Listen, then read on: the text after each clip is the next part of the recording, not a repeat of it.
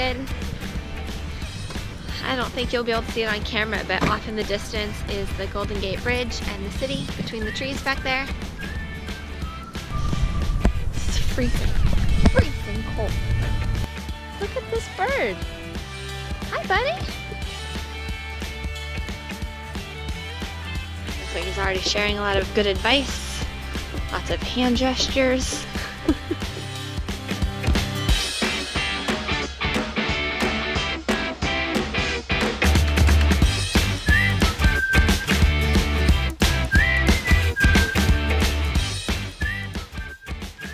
What was that? You see they clean the canvas? Yeah. I'm very impressed with Murata Yachts. They were working on the teak when we saw it last, and I was wondering why it was half scraped back. And I see it today, it's completely refinished. And the bimini top is also cleaned. There's no mold on top of the bimini top now, and the teak's all refinished. Just keep it here longer. Right? How long do you think they last? 3 years. Okay. It tells you right here. See, this is when it starts, 11, it expires in 14. Aha. Yeah. So you have to have 3 that aren't expired, so the Coast Guard will leave you. Not give you a ticket. You want to have as many of them as possible, because if you ever have to actually use one, the big ship that you're trying to get their attention and you get them to notice you, they're over there looking at their radar chart plotter thing. All their instruments. They don't see you. The bow watch is standing out there. He's asleep. They don't see you. Right. So you got to put on a whole light show. Light show. So you need about 50 of them. Okay. And the Coast Guard requires you to have 3. All 5 weather stations. Northwest winds 15 to 25 knots with gusts up to 30 knots. Wind waves 3 to 5 feet. What about like bilge pump, sump pump, water pressure? Turn them on. Bilge pump. Just turn it on. Okay, the sump pump, that's for your shower. Now you have to go in the shower to use that. Okay. The bilge pump, that one's pumping. This one's also auto. I've turned it on. But you could leave it on auto, which is where it should be. I turned it off and it's still on, right? Yeah. Okay. It should shut off. The switch should shut it off. It's on automatic, all right. Why doesn't it shut off?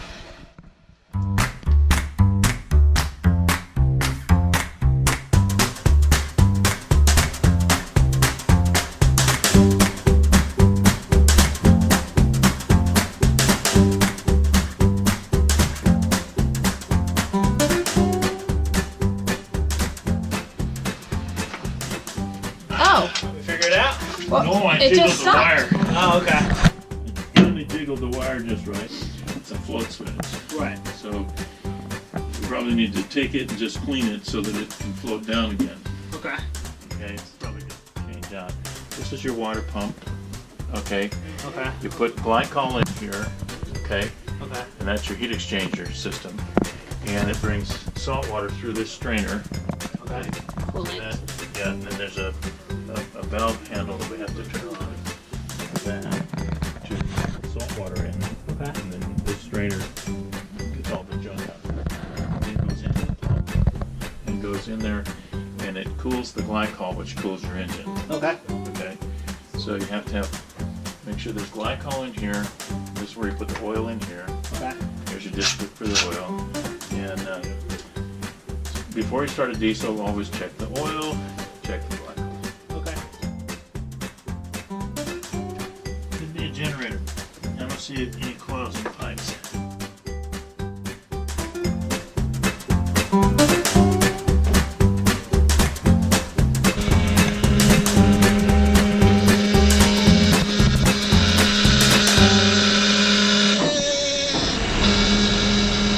There's all the diesel right there.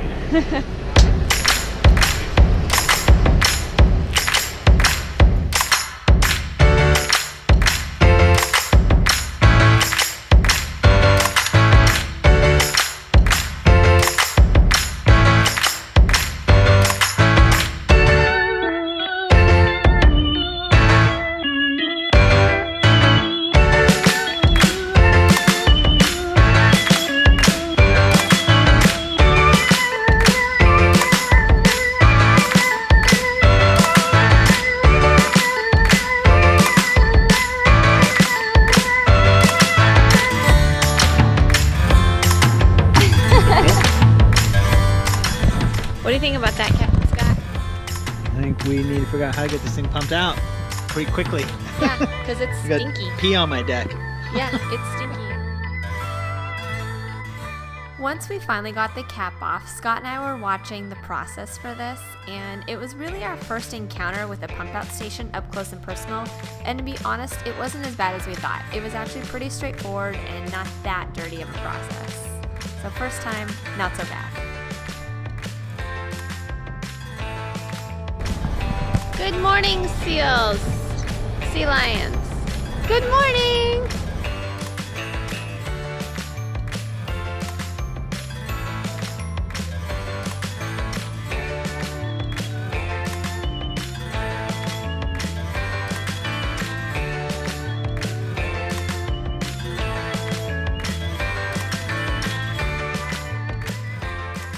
Hauling the boat out was probably mine and Scott's favorite thing. It was so much fun to watch the straps dip into the water and then watch them lift this really heavy boat. I actually don't know how many tons our boat is, sorry, but really heavy boat out of the water.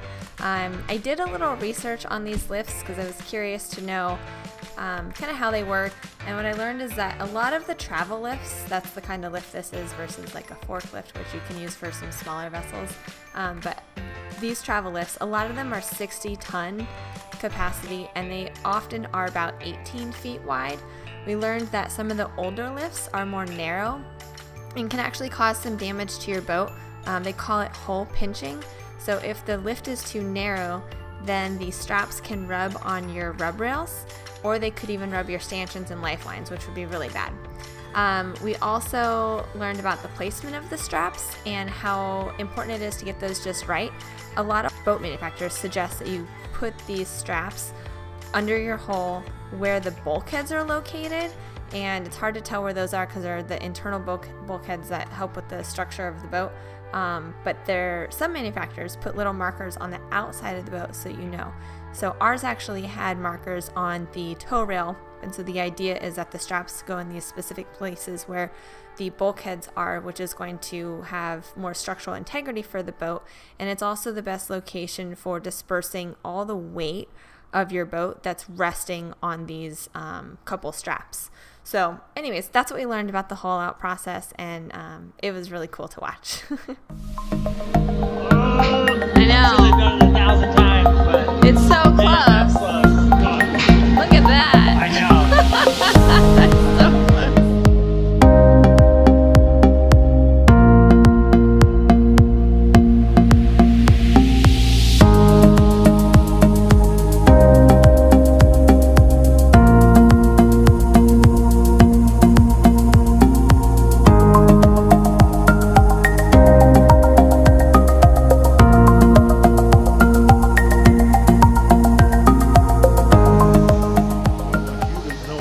What do you think? 1 1/4. Yeah, I just wanted Yeah, let's take 1 1/4. 1 1/4. Look at the edge. Now you can see nice sharp edge, right? Yep. Yeah, it is. There. Haven't been lustrons there.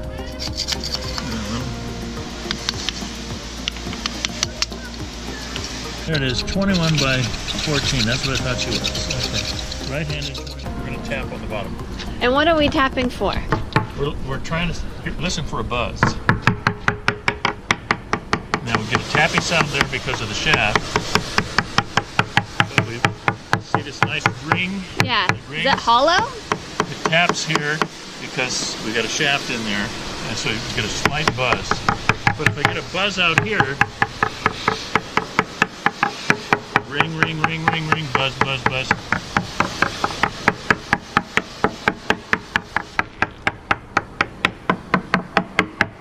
Shaft should buzz. It sounds like it's ringing here, so that's good. If it didn't have a ring, then we think we had a delamination from that lift on the rudder. So,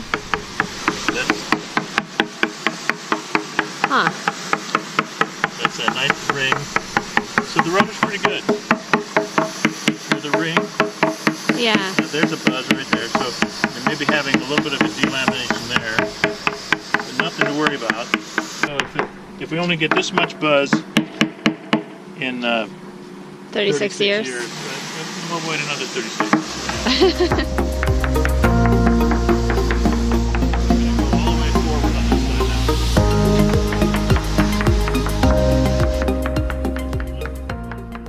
now. Honestly, it was really hard for us to discern the different tones that the surveyor was talking about as he's making these taps and we're hearing these sounds. But that's why he's there, and we're glad that he's there, because he can hear all the differences and tell us whether or not we have a sound hole. I'm going to tell you a big secret. I could just look at it while it's wet, and if I don't see a wowie, I don't have a delamination. But if I say that to the insurance company, yeah, I looked at it. They don't believe it. So we tap it everywhere.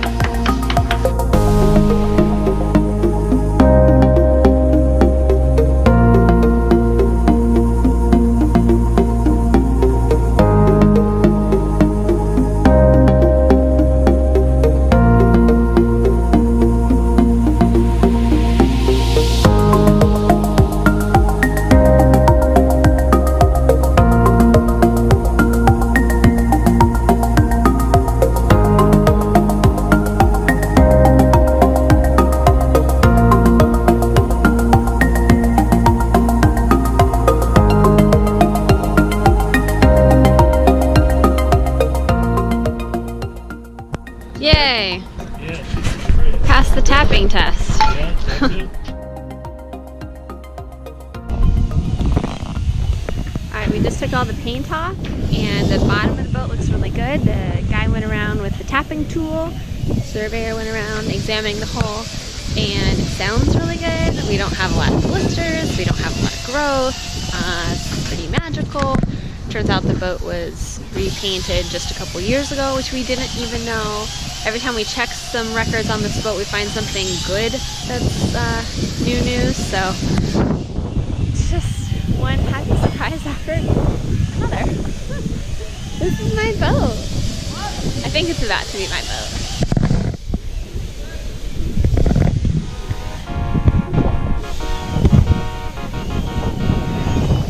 Babe, we're finding the boat. Ah! Scott's really stressed out because he's trying to get the insurance information off his phone before it dies. I'm so excited.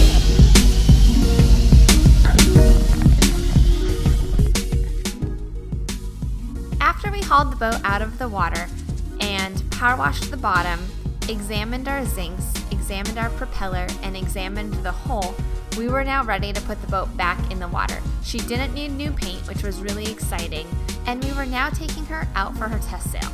So we thought. Turns out that we didn't have a lot of wind that day, according to our broker and our surveyor, who I think just didn't want to take the boat out. So instead of doing a test sail, we raised the sails and examined them in place, which was fine, but it was a little anticlimactic for us. I would definitely encourage you to do a test sail in the future if you can, if you're buying a boat. It's something that we, I think, would have liked to have done, but it was fine that we didn't.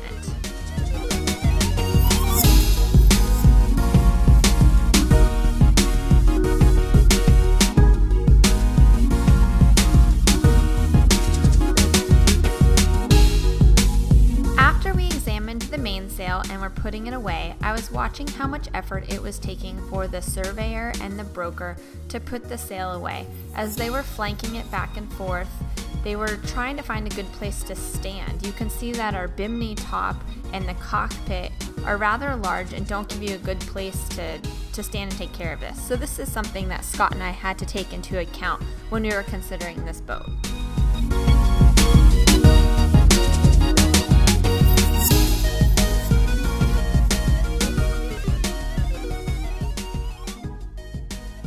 At the end of the day, we decided that the wins far outweighed the losses, and we were so excited that survey went so well, we did not pull our offer and we continued through with the purchase of this boat.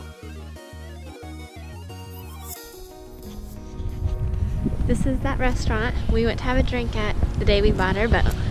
The bottom. I can't believe it.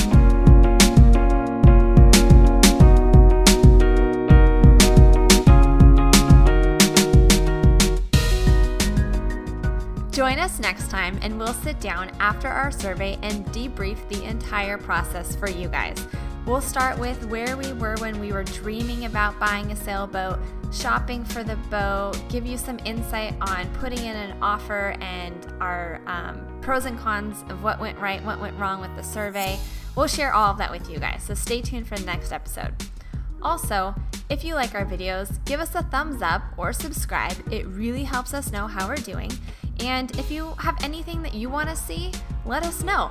We're just really enjoying this entire process of buying a boat, fixing up a boat, and making these videos. So if there's something that we can maybe look into or make a video about or answer questions, let us know. We'd love to try and help. Thanks and cheers!